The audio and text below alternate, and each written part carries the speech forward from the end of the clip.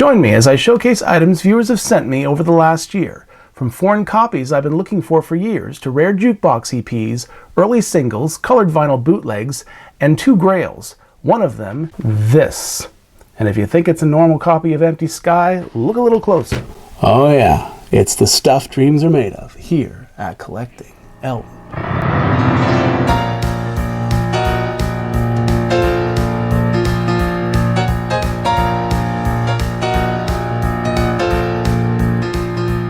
Hello folks, so for a while now I've wanted to share with you items that several of this channel's viewers have sent me as gifts for my Elton John collection.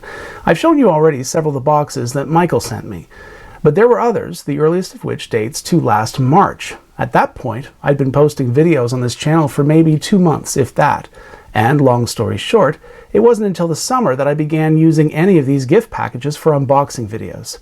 I still regret not starting that earlier because several of those early arrivals never appeared on the channel, but contained some really interesting items. So my solution has been to just wait for the end of the year and do a special end of year episode that showcases these items. And here it is, gifts sent from viewers in 2024.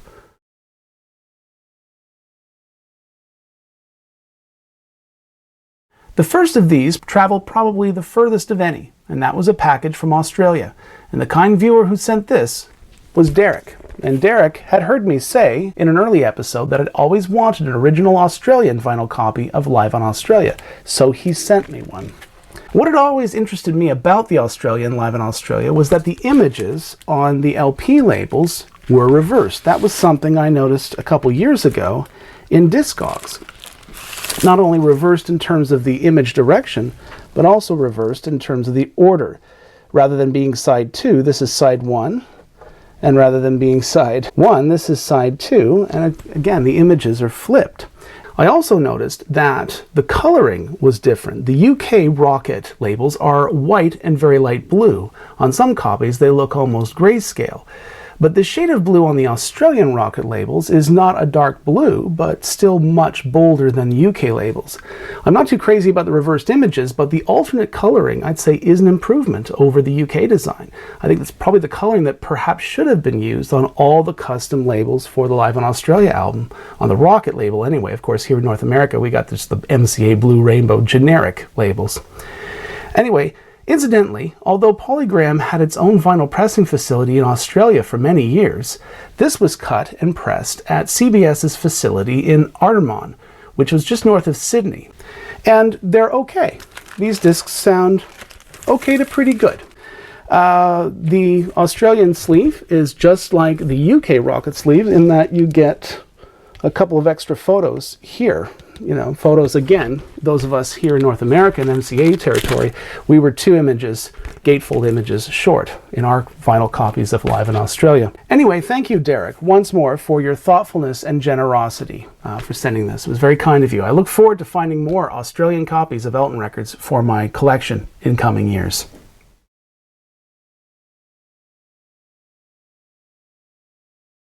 Now I want to show you items I received from a viewer in the United States, and to give him privacy, I'll not reveal his name on camera. He said he'd be fine if I identified him as a crazy collector from somewhere in the United States, so that's how I'll refer to him.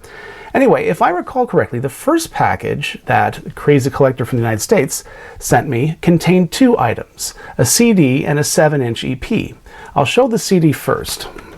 This is a very rare bootleg that circulated among collectors around the late 90s, early 2000s. And it's called Thank You Mama 3. I'm not sure if the 3 means that there was a series with at least 2 previous volumes, or it's actually quite possible that there was only ever 1 volume, but this is the 3rd version of that. Anyway, this disc collects many rare tracks that were, at the time, either still unreleased or released but virtually impossible to obtain on CD. For example, the 1977 very limited charity release, The Gold Digger Song, that single's on here, and virtually no surface noise in those transfers, even though those Gold Digger discs are notorious for their scratchy sound. This also includes two Christmas instrumentals long believed to be Elton John playing the Moog synthesizer, but they're credited to an Ebenezer Moog. I'd heard of them before, but I'd never actually heard them until I received this disc. And now that I've heard them, I cannot say that I agree that it's Elton playing the Moog on those recordings. It doesn't really sound like him, not his playing style, but who knows, I could be totally wrong. There's some bluesology stuff on here.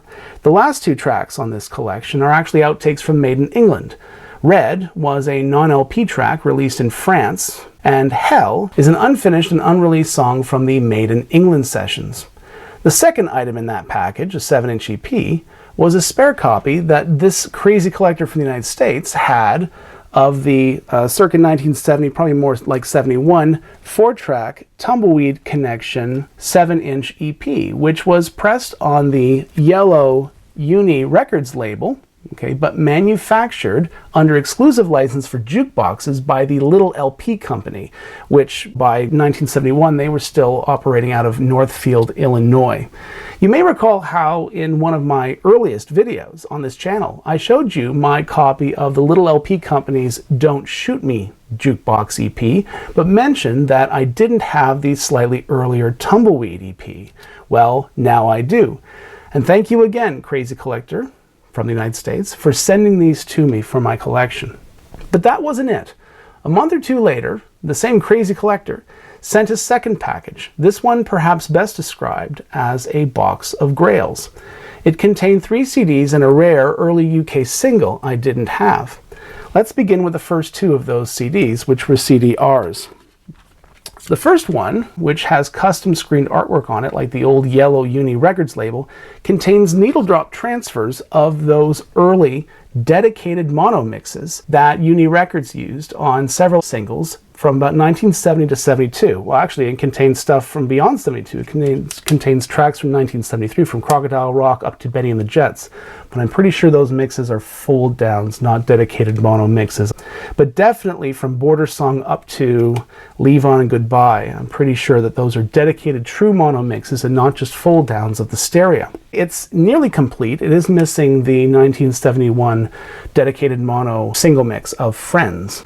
These are all high-quality needle drop transfers from very clean, great condition 45s, and this is a real treasure to have. The other disc, the second disc in that box, it has a custom DJM label on it, and it contains needle drop transfers of the Record Store Day Caribou bonus content, which is nice to have on CD, as the Record Store Day 50th Anniversary Caribou was a vinyl exclusive.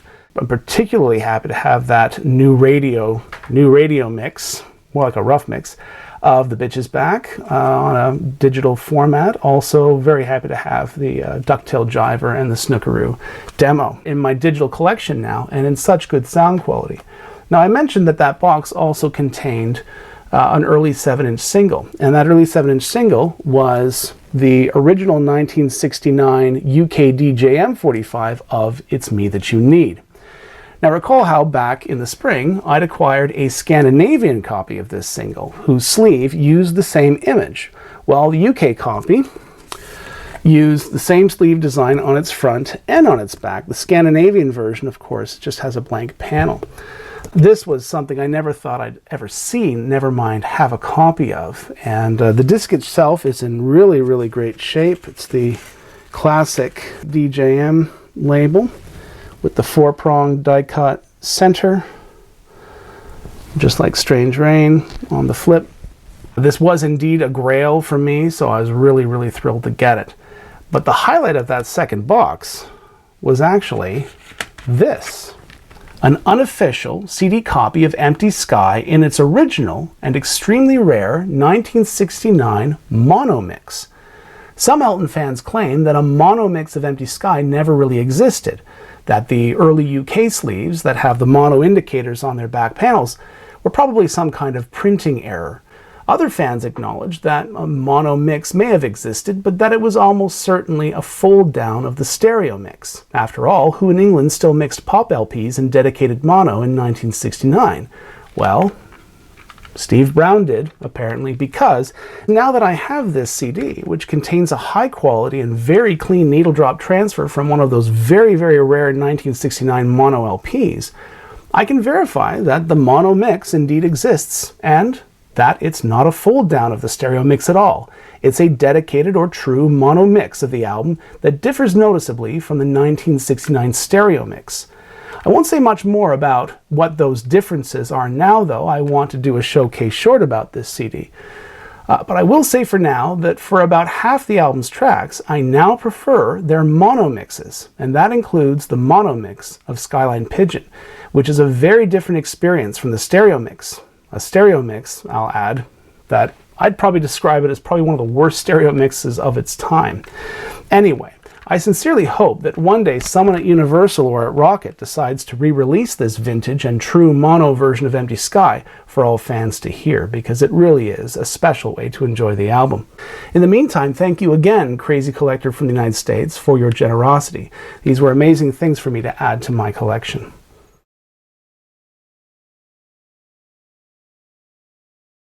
Most of my unboxing videos so far have featured gift boxes from Michael. There were plenty of items he sent me earlier than that, however, but as I said, I just wasn't in the habit yet of recording those. But I want to show you about 4 or 5 of those early items. And the first one is one I'm sure many of you have seen before, but this was the first copy of this I'd ever seen. It's a UK Rocket double single in a 7-inch gatefold sleeve. I'll show you the back first before I show you the gatefold. So it's for Heartache All Over the World. I kind of like that song, I gotta admit. And the first of the 245s in here is Heartache All Over the World, backed with its standard B-side, the Highlander instrumental. But then the second disc, you get 2 previous hits from a couple years earlier, I'm Still Standing and Passengers, but you know, they come in their own little inner bags. But my favorite thing about these double singles with the gatefold sleeves is that there's always an image in the gatefold. It was Leather Jackets era Elton. What are you going to do? Anyway, but this was, like I said, I'd never even seen a copy of this before, never mind had a copy. So that was great. The next item is a 1983 US Geffen copy of Too Low for Zero with a first issue sleeve. First issue meaning it had the die cut detail. I think in one of my early videos I'd remarked how I had 2 US Geffen vinyl copies of Too Low at that time, and I think I'd remarked that both of them were second issue, had second issue sleeves, and that I'd never even seen a US copy with a first issue sleeve before. So Michael sent me one, and indeed it is a very nice copy. The next item is much older than that. It is a very early bootleg from, I think, around 1971, and it features excerpts from the radio concert of November 1970, the concert that later became the 17/11/70 album. And the bootleg was called Radio Chord. Not sure what that means. And obviously it used artwork from the UK DJM version of Empty Sky. The LP was also pressed on translucent blue vinyl. Isn't that great? It's pretty remarkable for 1971 anyway. I still have yet to clean and re-sleeve this, but that's cool. I have another bootleg in my collection for the same show. It's the Very Alive bootleg. It has this sort of leatherette, simulated leather cover, and it too is colored vinyl. It was yellow vinyl, and it was put out by a different label, so I guess maybe Radio Chord and Very Alive were competing for market share. The next item is also a bootleg vinyl LP from the 1970s, and this one is called Closet Keepers, which was manufactured by a now famous, or if you prefer, notorious, West Coast bootlegger called the Amazing Cornyphone record label. If you're a collector of vintage Beatles bootlegs, then you'll know Cornyphone. And Cornyphone distributed several Elton John bootlegs back then. This one was released in 1977 and features highlights from Elton's performance at the Los Angeles Forum in October 1974. Back then, live bootlegs were almost always audience recordings, so the source quality wasn't that great, but this is still a nice item to have in one's collection. The fourth and last item I want to show you is one that Michael sent me in a frame. He had it framed. I took it out of the frame for preservation reasons anyway. And before I show it to you, I trust that it's okay with Michael that I tell a little bit of the backstory here. Michael originally found this 45 in the Philippines back in the 1970s. He was in a bar, and that bar had a jukebox, and the jukebox contained a copy of this 45.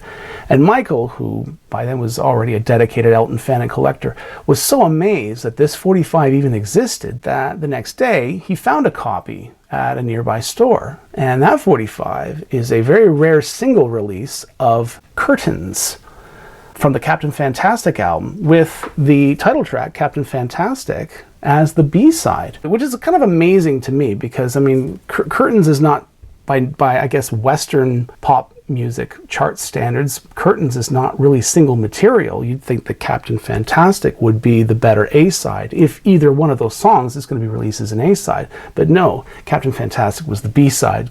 But what probably amazes people the most when they see this disc is that it's on Parlophone, and that the Parlophone label design in the Philippines still looked the way it had back in the 1960s.